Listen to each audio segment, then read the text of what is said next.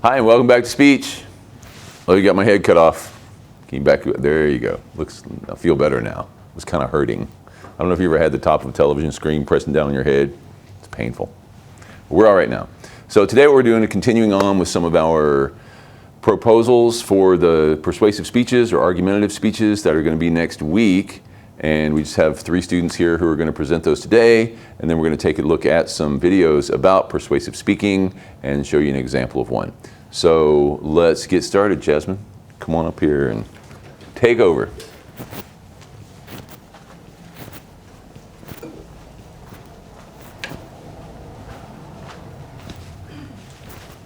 So my proposal for my speech, I'll keep it short and simple. Mine is going to be over mental health services should be attainable for all. Services such as therapies, inpatient, outpatient help, and medications. And that's about it. Okay. Tell me about your personal investment in this subject. Why is this important to you? I've struggled with mental health myself for the past 4 years during my parents' divorce, and I wasn't able to afford therapy. But since I'm Indian, I am able to afford therapy through Cherokee Nation. Okay. So So that's really good. So you have the personal investment. But what you're saying is that you can get therapy through Cherokee Nation or Indian Health Service, but not all people can do that. Mm-hmm. So is your argument going to be that mental health services should be available for everybody? Yeah, And should that be paid for by the state government, the federal government? Who should pay for that? should be paid by both, I feel like. Potentially both? Yeah. So I think that's something for you to look into. So you might want to bring in some facts or statistics that talk about the prevalence of mental health issues among college students or young people or even among Native people, or however you want to phrase that, and then find some kind of data that's going to back up what you have to say, but then also research some potential solutions for this. Okay. So that sounds doable? Yeah. Okay, and then so your encouragement at the end of this, or your call to action, what can we do? That's something you have to think about. Can we advocate this to our state and federal representatives? What's our option to help? So be thinking about that. Just kind of like what you just said. Yeah. Represent it to them, because I Yes. feel like some people that have severe mental health issues Yes. is going downhill because they don't have the money to afford medication for bipolar, depression, PTSD. Like they don't have the money to get any help, Sure. so they're just losing their mind. Okay, and so mental health services should be available to all Americans. Yeah. Oklahomans, if you want to start that way, or Americans, or people who live in the country, that we should have this benefit. Okay, I think that's going to be a good one. All right, let's give Jasmine a hand. Way to go. Kendall showed up. Ready for your proposal? All right. We're getting through all these. Elaine is coming up.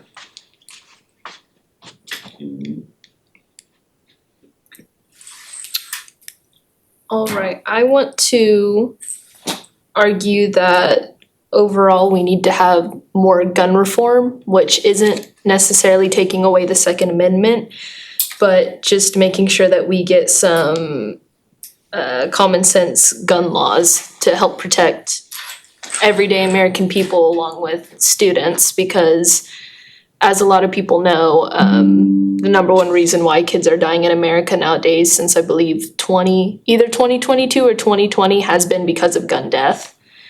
Most of the time, a bunch of these, about 1 to 2, some sites say 300 people die every day from gun violence.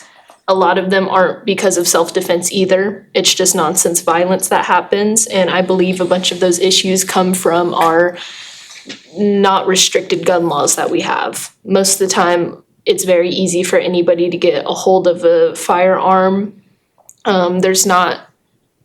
People talk about safety with, of course, parents and people locking up guns, but it's not taken seriously whenever it should be. A firearm shouldn't be something that's accessible to normal people to just grab and do whatever, because we've seen that a lot of people will take it to the extreme levels and people get very hurt and killed. Okay, so tell us your personal investment in this. Like, why is this important to you? It's just important to me because I get scared every time I go out in public. Anytime I'm in public, anytime I'm at school. OSU just had a gun shooting where they had 3 college students die. That's not that far from here. And OU constantly gets different like gun threats. At my high school, I believe we had 2 threats where people brought a gun to school just cause. And it hasn't affected me directly in the sense of nobody that I know has been involved, but anybody can be involved. Okay. Just going out day to day. Okay, so I think that this is a good argument. It's an important one in our society. So when you do this argument, you're gonna need some data. And you would also want to look at the Oklahoma laws, like what we can do here is kind of outrageous. No license, open carry, no training. If somehow you can get a firearm, you can just walk around with it. So you've got that as a law already in our state. Then you have, as you mentioned, your Second Amendment freedoms, and then how that contrasts versus 200 years ago or 250 years ago when the Constitution was written and firearms were muskets. They had to be single shot thing. It took like a few minutes just to even load it up, as opposed to one that is an automatic rifle or high-powered rifle or something like that. Yeah. So again, you'll have a similar thing with Jasmine. What do you want us to do about it? So at the end, there has to be some kind of call to action. Yeah, there's many things that we can do, like advocating to any of our local representatives. Their whole job is to listen to the people and what we want. And most college students, I know nobody wants to take away, gun rights because it is in our Constitution, but we want reform. We want better background checks for people who are able to get a hold of them. I know me personally, I want there to be more testing done. Either that's with you have to go through a certain course, like you need a certain amount of hours, like how we do with driving laws, because we believe driving cars are deadly vehicles. Why aren't guns held to the same accord of that, where you have to go through long courses? Because I know I had to do about like a 15-30 hours of stuff related to driving just for me to get my permit, not even my driver's license yet. So I feel like there should just be more in that sense. And of course, there's different arguments like with automatic rifles, but I don't know if that's too much to get into in the 5-minute lecture. Sure, understandable. Okay, I think it's gonna be solid. I think it also ties into what Jasmine is talking about, which is mental health. A lot of times we have people with firearms that have mental health issues, and then that causes even more problems. So perhaps that could be part of your solution as well. I do also believe that there should be screenings for people's mental health before. Like I said, background checks, mental health to see, because there's a whole lot of people who have something different about them, or they don't even know that they have something different about them that can make them act out differently or in violent ways whenever they feel that some sort of urge or need to.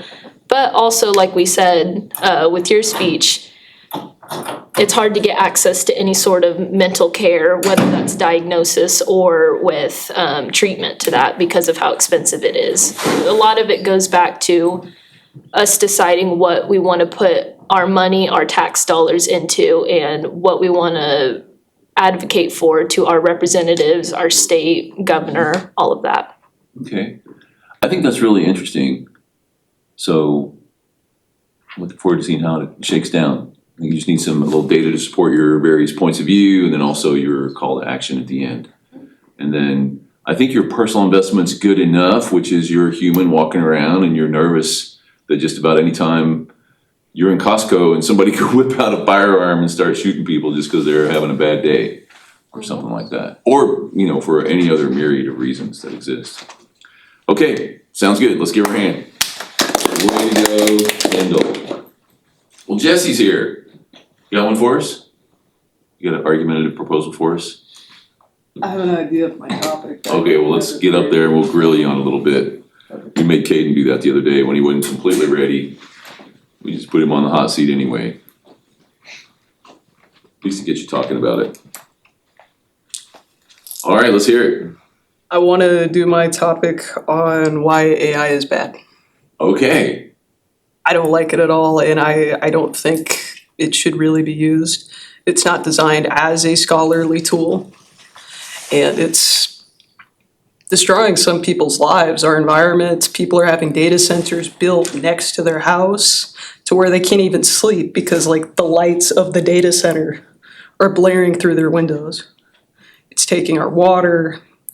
It's a lot. Okay.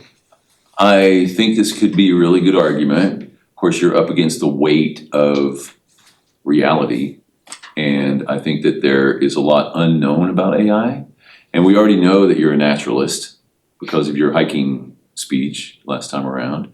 So I can see how you would be impacted by the ecological and environmental impact of all this. So there's so many ways to go on it. There's only 5 minutes. So you'll have to give us, excuse me, a reason why this matters to you, why it's important. Then your thesis is going to be not just it's bad, but it's bad because of A, B, and C. So AI is bad because of why you just mentioned, environmental reasons. You say it's not oriented towards scholars, but it is now. I think you'll need to do a little more research on, no, it is. So it just depends how you use it. Yeah. And so, for example, if you were to say, give me 10 valid scientific articles on the bat population in northeastern Oklahoma, you would get 10 authentic articles on the bat population of northeastern Oklahoma. So there are uses for it. I just saw yesterday where billions of dollars being invested in the medical field. And I think it was Mary Ann I'm pointing at her, but I'm just pointing at her empty chair right now. She was talking about how AI should not be used exclusively in the medical field because of the potential mistakes that could happen and how that could impact a person's life. So instead of just AI is bad, I think you should narrow it down to some particular aspect of AI that's bad and how it's harmfully impacting somebody. So for example, you mentioned the environmental element. We know right over here, Google, for example, in Pryor, has the second or one of the world's largest data centers in the world is right over there in Pryor. However, it's on an industrial area. That area where it is was the munitions development area in World War II. After that, it became an industrial area. And then now it's evolved into not just industrial area, but also the giant Google server farms, which serve the AI purposes. Over in Stillwater, we have one being built right now, a data center. And a lot of neighbors, just like you say, are concerned about the water quality. Every prompt you put into AI uses a certain amount of electricity and water to cool all that electricity. So it's a giant subject. However, we can't get away from the fact that it's not going away. And you talk about it harming people's lives, it will, because it's going to take away jobs, but it's also going to create jobs. So you got a really big, wide subject there to work with. But remember, no child born from this point forward will ever know a world without AI. So your generation is the last one that came up in an era when there was no AI. Just like in my generation, we came up when there were no cell phones. So technology keeps moving and changing, and it has since the Industrial Revolution. And some would say this is a really monumental thing that we're going to have to deal with. So without me talking about it too much more, I think it's a good subject. But in 5 minutes, you've got to explain perhaps not why it's bad, but why we need to be cautious about it. Because it's not going away. And I do want to clarify, not all AI, but generative AI specifically, the kind that's meant to talk like a chatbot. It's supposed to mimic human speech and the type that generates images. Because we do use AI in the environmental field, in the medical field. I recently helped out at a bat count, like a bat survey. And we found out very quickly it's really hard to count 15,000 bats when they're all coming out of a cave. So one of the tools that we do use is AI to help count like the silhouettes. So you take a picture and then AI will count them? It's supposed to like count it by frame. And there are some errors with it. We compared it to like what our professor and his wife counted, and they're very accurate. They both got pretty matched. But compared to the beginner and intermediate groups, I was in the beginner, my first time ever doing a bat count. We were very, very off because that's very difficult. And I don't think that should go away. I think it's a useful tool. It's also used in like counting manatees. Like we use it, satellite images to count like the manatees going into Florida. Like there are purposes, but generative AI specifically, I really don't like. It has a lot of flaws and disadvantages to it. I also have a bias against, especially like the Google, I don't want to rant too much, but like the Google short answer, the amount of times it will just lie to you because like, no, it will just, because it's not meant to like, it's meant to try to mimic human speech. You can ask it how many R's are in strawberry and it will lie to you and say 2 because it's not trying to come off as accurate and true. It's trying to mimic human speech. And that's a whole nother thing. But I asked it the other day, like what is the scientific name of like a puma? I typed that into Google because a paper I was working on. And it pops up with Panthera leo. And it gives you the site that it took that off of. And it's a site of talking about like hypercarnivores, like big cats. Panthera leo is the scientific name of a lion because it took that result off the top of that list. Puma was included in that list, but it took the top result. The scientific name of like a mountain lion is Puma concolor. So I have a lot of biases against it for that reason. Do you ever correct it? I will say this is wrong. Please Okay. don't display this result again. But So you want to make sure you define generative AI for us. Make sure you do that. And then also the differences between a Google Gemini and ChatGPT or one of the other ones, because there are many different levels of AI now. And if you're using the Google Gemini, it's just drawn from what it finds on Google. What's going to be really interesting now is you may have heard that OpenAI is developing its own browser. Because now if you put something in ChatGPT, you get a little window over the side and it shows you links just like in Google. Now Google's really stressed out because here's ChatGPT, which is now doing essentially what Google did. So I think it's important for you to distinguish all this. It's a really important subject and I'm glad you're dealing with it, but it is complicated yeah. and it is not going away. It's just not. So how can you work with it ethically and how can you check it? And that's one thing we know is humans need to check it out because it, like you say, lies is not the technical term. The technical term is hallucinates. Hallucinates data. Right. But So, but I think this will be interesting. So I'm looking forward to seeing how this comes out. So, anything else?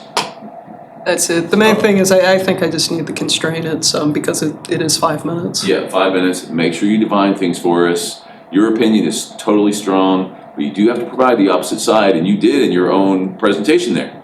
You told us that it has some benefits. It's like Bailey over here, who put the crochet bikini top in the AI to determine what the stitch was, so she could figure it out and then do that stitch on what she wanted to make. So we are seeing a lot of uses for it that are beyond just getting information. You know, this whole thing of putting an image in there and getting some data back is really significant. I think just what you're talking about, the bat counting thing. You see all the bats in Oklahoma City they're trying to figure out why they're on the ground there? I've heard about it, but I haven't seen it. I just saw that story this morning. Okay, bats are another subject. Let's give Jesse a hand. Way to go. Good subject. Okay, Elena, what do you have for us? And then Kim. The only person we're missing is, Corey, I know where she is. So I will talk about the importance of mental health support for students and encourage schools and students to make it a top priority like physical health. So the reason I chose this topic because the number of young people dealing with depression and anxiety has been increasing significantly in recent years. The pressures students face today are very different from what our parents experienced. We deal with constant social media comparisons, online expectations, and the rapid growth of technology like AI as a new kind of stress. Peer pressure and academic competitions also make it hard for students to ask for help or take breaks. So I've personally experienced how stress and pressure can affect my focus and motivation. So learning to take care of my mental health and realizing it's okay to ask for help has shown me how important emotional well-being really is for students like me. Okay, I like this, but I'm wondering what the opposite side of it. What's the argument against it? So, have many people still ignore the importance of mental health? So, my parents, they don't know about what young people nowadays have to deal with, like the growth of technology, like AI or peer pressure, and they just say that it's okay. I used to be a student. I also used to be a young people like you, and it's okay to go through it. But nowadays it's different, and there's a lot of problems around us. So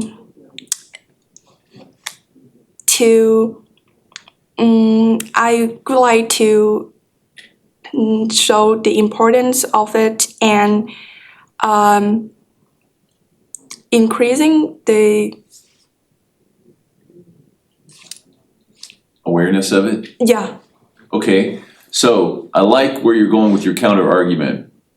So the counter argument is that our parents haven't gone through what we've gone through now. So they say it's just a phase and you'll be all right. But in fact, you're not all right. Not you, but other students are not all right because of all these pressures that you've mentioned. Social media, technology, just the overall peer pressure of trying to do everything that you're supposed to do academically and socially. So it's real. And financial pressure now. That's another real thing. So I think you need to firm up your opposing side, but I think the perspective of your parents is good. Like my parents say, or my parents' generation say, even if it's not your parents, that you just have to tough it out. You'll be all right. Yeah. As opposed, and then the counter argument to that is therapy helps. Go talk to a psychological professional who has seen a couple thousand people who've already had the same things you've had happen to you or whoever, and they have the tools to give you, so you have the tools to fight back a little bit against whatever it is that's dragging you down. So that's the way I would do it, as your personal investment, here's what you think should happen. My parents or the older generation say, that's not, how we did it, so you should be all right. But then your counter argument is, well, we're not all right, and we're not in the same generation you were, and we have all these other things going on. So we could use some on-campus mental health assistance. Now, we do have some here on campus in student activities. So that might be your encouragement at the end, is to make sure you know where that office is and who that office is, and that could be your call to action. So if any of you are having any issues or anyone watching this, contact the person that's over there. I can't recall her name right now, but there's a person there who's for students that have issues to go talk to. So you might bring her in that office up at the end. Okay? Anything else by anybody? Okay, let's give her a hand. You made it. Good job. And Kim, let's see what you have for us. And that should be just about everybody.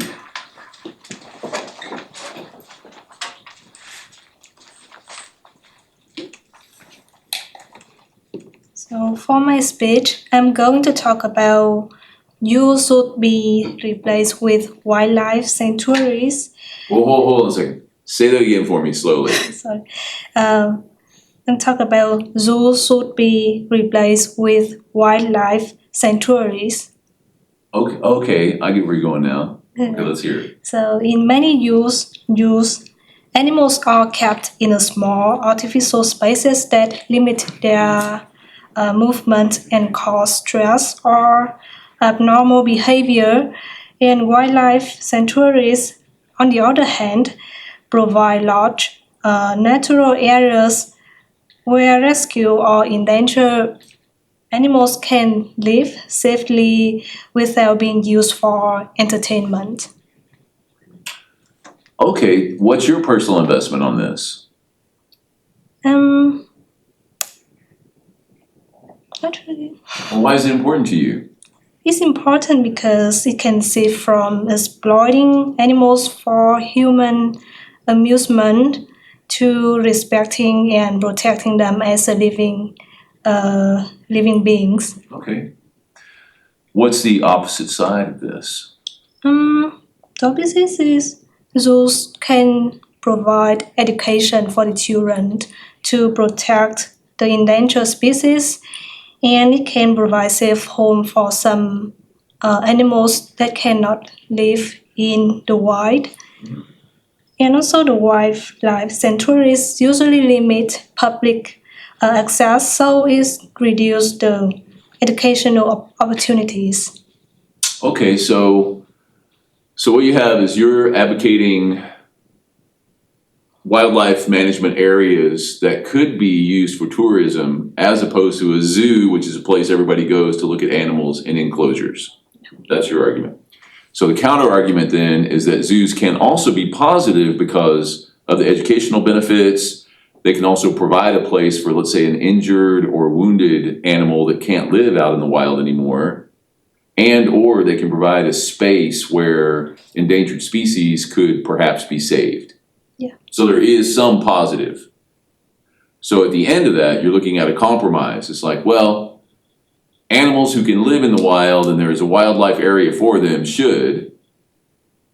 Ones who can't then would live in a zoo because they can be protected there. Something along those lines. So I think it's an interesting argument. I don't know if zoos are ever going to go away. So you have to figure out a way to rationalize their existence and maybe offer a compromise for their existence, which is to be used for education, species preservation, and a home for wounded animals. But if you're a healthy gorilla, then you should be out living with all the other gorillas wherever the healthy gorilla place is, right? Something like that. Okay, and what's our call to action? What are we supposed to do? Yeah, we should live with their friends Okay, in their wildlife, not just live in a cage. okay. I don't know if you saw recently, very large gorilla started breaking its enclosure, glass enclosure. It didn't get through the second layer, but it got through the first layer. And all of his actions were interpreted by a prison specialist. And the prison specialist said, he wants out of there. He don't want to live in there. And that's why he broke that stuff. He's trying to get out because he's been in this enclosure for all this time. So you might try and find a story or two that brings this to life. And also some data. There are this many zoos in the world. You know, and to me, I'm with you. There's nothing sadder than going to SeaWorld and seeing one of the whales with its fin flop down, right? Because it doesn't need it because it's not out in the ocean swimming around anymore. So I think that there is a lot of room for argument in here, and especially the water parks seems to be the more, maybe the worse environment than even a zoo, because the fish are fish and they're meant to live in the ocean, not in an enclosed pool. And so they get depressed. You know, they're not happy. And this gets back to who was talking about sentient beings? Alyssa, was it you? Bailey? She's talking about dogs. Oh, dogs, right, that's what it was. So that if you think a dolphin or a whale is a sentient being, like has emotions and can think. And we know dolphins are pretty smart, right? And so would you want to see your smart cousin locked up in a cage so other people could come see how smart they are? You know, maybe not, but that's the kind of thing that you got to bring into this to make it seem more relevant to us, right? Yeah. So, because going to the zoo is like a rite of passage for little kids from elementary school on a day trip in the spring when they finally get out, they all go to the Tulsa Zoo and see the various animals there. So, zoos are kind of built into our psyche in a lot of ways, you know, so. Okay, any other questions from anybody? Okay, let's hear it for Kim. Hey, it's tricky, getting up there and talking about stuff. Let's see, how are we on time? 12:30? Okay, there's two things I want you to see. And I have them all set up here. We're going to go to the computer. We can get that on our big screen here. So let's watch what this gentleman has to say about persuasive speaking, period. No matter what anybody says, persuasion is an art, not an exact science. When I hear questions like, what's the one best way to start a presentation, tell a story, or change people's minds, the answer is usually it depends. I need to hear a lot more about your message, your audience, and other specifics to give you tailored advice. There are no hacks or tricks that work every single time. The internet is filled with so-called secrets that only special people know, but those are exaggerations. I suggest you abandon all hope of finding some top secret way to be more persuasive, because persuasion, communication skills are not dictated by fixed rules or tricks that always work like chemistry. We all build these skills over time through practice, repetition, just like anything else in life. And yes, to be clear, there are underlying principles. There are tips that'll save you time, trial, and error. I teach those on my channel and in this video. But they are guidelines, foundational skills. And just like any other art, the way you apply these guidelines to each unique situation will vary. The creation of every presentation is filled with decisions that you have to make. Ultimately, every communicator has to look at the unique conditions and decide what the most persuasive approach would be. And the way we describe that in the field of rhetoric and persuasion is to look at what we call the, quote, available means of persuasion in each situation, which I'll tell you more about in a moment. Here are 4 quick tips that will help you make more persuasive decisions. First, learn as much as you can about your audience before you draft your message. We call this audience analysis. You're never really speaking to a general audience. So what do your specific listeners care about? What do they value and prioritize in their lives? What problems do they want to solve? Do your homework so your message speaks to their specific interests.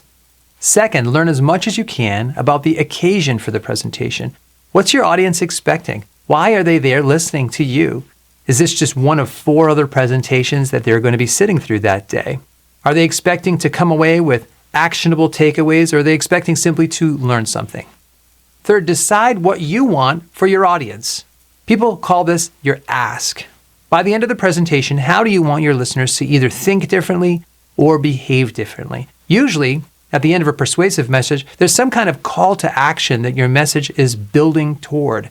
So if you figure out what this call to action is before you draft your message, everything else in your message can build persuasive momentum toward that moment.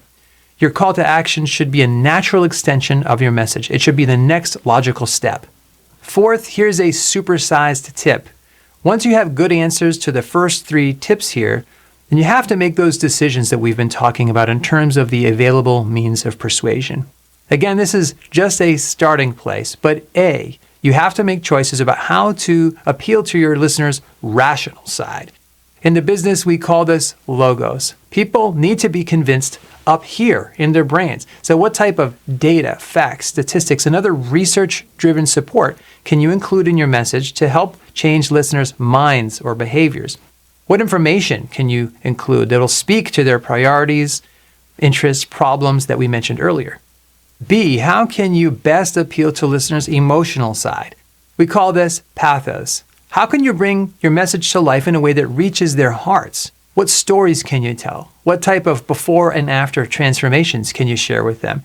And don't just tell your favorite stories. Tell stories and share examples that speak to your listeners' lives, stories that will resonate with them and where they want to be. C, how can you best establish your credibility? We call this ethos.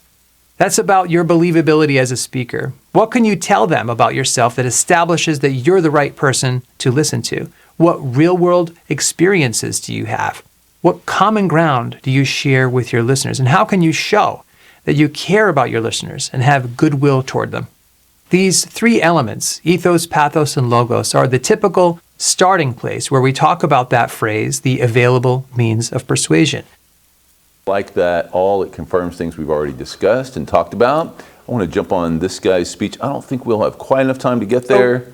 Let's see how much of this we can watch. You probably don't realize that right now you're actually looking at something quite rare, because I am a millennial computer scientist, book author, standing on a TED stage, and yet I've never had a social media account.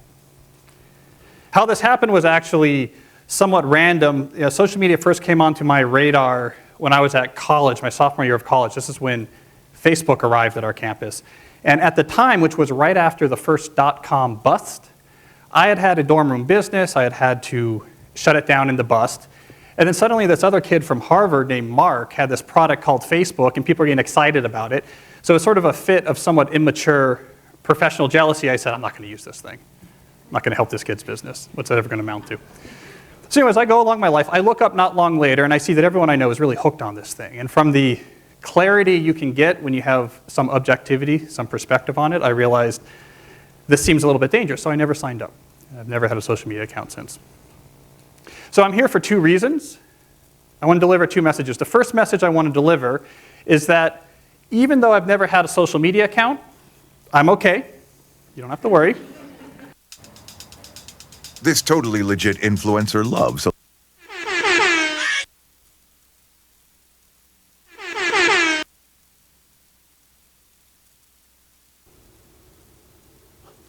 Okay, we're going to get through that, and we're going to get through you.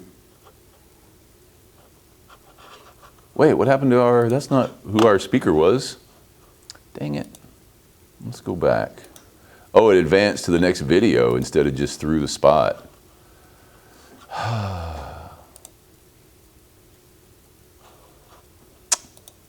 Well, sorry about that, y'all. Let's go back to the TED Talks. And that's really not the one I wanted you to see, and now we're running out of time. I had it all right, there we go. So we're gonna get to his argument. Now we gotta make some time in here. Never signed up. I've never had a social media account since. Just to try to convince more of you to believe the same thing. To see if I could actually convince more of you that you too would be better off if you quit social media. So if the theme of this TEDx event is future tense, I guess in other words, this would be my vision of the future, would be one in which fewer people actually use social media. Okay, so that's a big claim. I think I need to back it up some. I thought what I would do is take the three most common objections I hear when I suggest to people that they quit social media. And then for each of these objections, I'll try to defuse the hype and see if I can actually push in some more reality. So this is the first most common objection I hear. That's not a hermit, that's actually a hipster web developer down from 8th Street. I'm not sure. Hipster or hermit, sometimes it's hard to tell. So this first objection goes as follows. Cal, social media is one of the fundamental technologies of the 21st century. To reject social media would be an act of extreme Luddism. It would be like riding to work in a horse or using a rotary phone. I can't take such a big stance in my life. So my reaction to that objection is, I think that is nonsense. Social media is not a fundamental technology. It leverages some fundamental technologies, but it's better understood as this, which is to say it's a source of entertainment. It's an entertainment product. The way the technologist Jaron Lanier puts it is that these companies offer you shiny treats in exchange for minutes of your attention and bytes of your personal data, which can then be packaged up and sold. So to say that you don't use social media should not be a large social stance. It's just rejecting one form of entertainment for others. It should be no more controversial than saying, I don't like newspapers, I like to get my news from magazines. Or I prefer to watch cable series as opposed to network television series. It's not a major political or social stance to say you don't use this product. My use of the slot machine image up here also is not accidental, because if you look a little bit closer at these technologies, it's not just that they're a source of entertainment, but they're actually a somewhat unsavory source of entertainment. You know, we now know that many of the major social media companies hire individuals called attention engineers who borrow principles from Las Vegas casino gambling, among other places, to try to make these products as addictive as possible. That is the desired use case of these products, is that you use it in an addictive fashion because that maximizes the profit that can be extracted from your attention and data. So it's not a fundamental technology, it's just a source of entertainment, one among many, and it's somewhat unsavory if you look a little bit closer. Let's be real, at this point, it's not about getting ahead of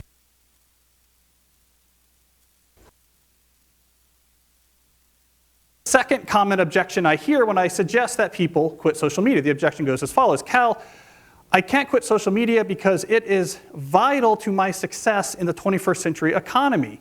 If I do not have a well-cultivated social media brand, people won't know who I am, people won't be able to find me, opportunities won't come my way, and I will effectively disappear from the economy. So again, my reaction is, once again, this objection also is nonsense.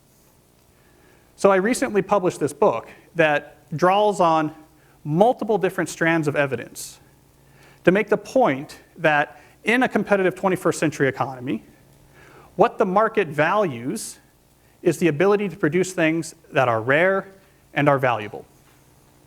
If you can produce something that's rare and is valuable, the market will value that. What the market dismisses, for the most part, are activities that are easy to replicate and produce a small amount of value.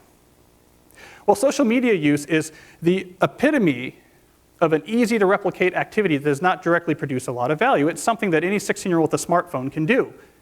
By definition, the market is not going to give a lot of value to those behaviors. It's instead going to reward the deep, concentrated work required to build real skills and to apply those skills to produce things like a craftsman that are rare and that are valuable. To put it another way, if you can write an elegant algorithm, if you can write a legal brief that can change a case, if you can write 1,000 words of prose that's going to fixate a reader right to the end, if you can look at a sea of ambiguous data and apply statistics and pull out insights that could transform a whole business strategy, if you can do these type of activities which require deep work that produce outcomes that are rare and valuable, people will find you. You will be able to write your own ticket. You will be able to build the foundation of a very meaningful and successful professional life, regardless of how many Instagram followers you have. So this is the third common objection I hear when I suggest to people that they quit social media. And in some sense, I think it might be one of the most important. So this objection goes as follows: Cal, maybe I agree with you. Maybe you're right. It's not a fundamental technology. Maybe using social media is not at the core of my professional success. But you know what? It's harmless. I have some fun on it. Weird Twitter is funny. I don't even really use it that much. I'm a first adopter. It's just kind of interesting to try it out. And maybe I might miss out on something if I don't use it. What's the harm? So again, I look back and I say, this objection also is nonsense. In this case, what it misses is what I think is a very important reality that we need to talk about more frankly, which is that social media brings with it multiple, well-documented, significant harms. And we actually have to confront these harms head on when trying to make decisions about whether or not we embrace this technology and let it into our lives. So one of these harms that we know this technology brings has to do with your professional success. So I just argued before that the ability to focus intensely to produce things that are rare and valuable, to hone skills that the marketplace values, that this is what's going to matter in our economy. But right before that, I argued that social media tools are designed to be addictive. The actual desired use case of these tools is that you fragment your attention as much as possible throughout your waking hours. That's how these tools are designed to use. Well, we have a growing amount of research which tells us that if you spend large portions of your day in a state of fragmented attention, so large portions of your day where you're constantly breaking up your attention, take a quick glance, do a just check, let me just quickly look at Instagram, that this can permanently reduce your capacity for concentration. In other words, you could permanently reduce your capacity to do exactly the type of deep effort that we're finding to be more and more necessary in an increasingly competitive economy. So social media use is not harmless. It can actually have a significant negative impact on your ability to thrive in the economy. I am especially worried about this when we look at the younger generation coming up, which is the most saturated in this technology. If you lose your ability to sustain concentration, you're going to become less and less relevant to this economy. There's also psychological harms that are well documented that social media brings that we do need to address. So we know from the research literature that the more you use social media, the more likely you are to feel lonely or isolated. We know that the constant exposure to your friends' carefully curated positive portrayals of their life can leave you to feel inadequate and can increase rates of depression. And something I think we're going to be hearing more about in the near future is that there's a fundamental mismatch between the way our brains are wired and this behavior of exposing yourself to stimuli with intermittent rewards throughout all of your waking hours. So it's one thing to spend a couple hours at the slot machine in Las Vegas, but if you bring a slot machine with you and you pull that handle all day long from when you wake up to when you go to bed, we're not wired from it. It short circuits the brain, and we're starting to find that it has actual cognitive consequences, one of them being this sort of pervasive background hum of anxiety. Now, the canary in the coal mine for this issue is actually college campuses. If you talk to mental health experts on college campuses, they'll tell you, along with the rise of ubiquitous smartphone use and social media use among the students on the campus came an explosion of anxiety-related disorders on those campuses. So that's the canary in the coal mine. This type of behavior is a mismatch for our brain wiring. It can make you feel miserable. So there's real cost to social media use, which means when you're trying to decide, should I use this or not, saying it's harmless is not enough. You actually have to identify a significantly positive, clear benefit that can outweigh these potential, completely non-trivial harms. So people often ask, okay, but what is life like without social media? That can actually be a little bit scary to think about. What I've found from people I know who've gone through this process, there can be a few weeks that are difficult. It actually is like a true detox process. The first 2 weeks can be uncomfortable. You feel a little bit anxious. You feel like you're missing a limb. But after that, things settle down, and actually life after social media can be quite positive. There's 2 things I can report back to you from the world of no social media use. First, it can be quite productive. So I'm a professor at a research institution. I've written 5 books. I rarely work past 5 p.m. on the weekdays. Part of the way I'm able to pull that off is because it turns out if you treat your attention with respect, so you don't fragment it, you allow it to stay whole, you preserve your ability to concentrate. When it comes time to work, you can actually do one thing after another and do it with intensity. And intensity can be traded for time. It's surprising how much you can get done in an 8-hour day if you're able to give each thing intense concentration after another. Something else I can report back from life without social media is that outside of work, things can be quite peaceful.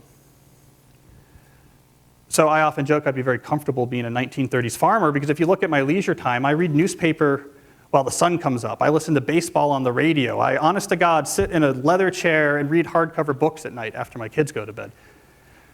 It sounds old-fashioned, but I'll tell you, they were onto something back then. It's actually a restorative, very peaceful way to actually spend your time out of work. You don't have the constant hum of stimuli and the background hum of anxiety that comes along with that. So life without social media is really not so bad. So we pulled together these threads, and you see my full argument for why I think not everyone, but certainly much more people than right now use social media. Much more people should not be using social media. And that's because we can first, to summarize, discard with the main concerns that somehow it's a fundamental technology you have to use. Nonsense. It's a slot machine in your phone. We can discard with this notion that you're not going to get a job if you don't use social media. Nonsense. Anything a 16-year-old with a smartphone can do is not going to be what the market rewards. And then I emphasize the point that there's real harms with it. So it's not just harmless. You really would have to have a significant benefit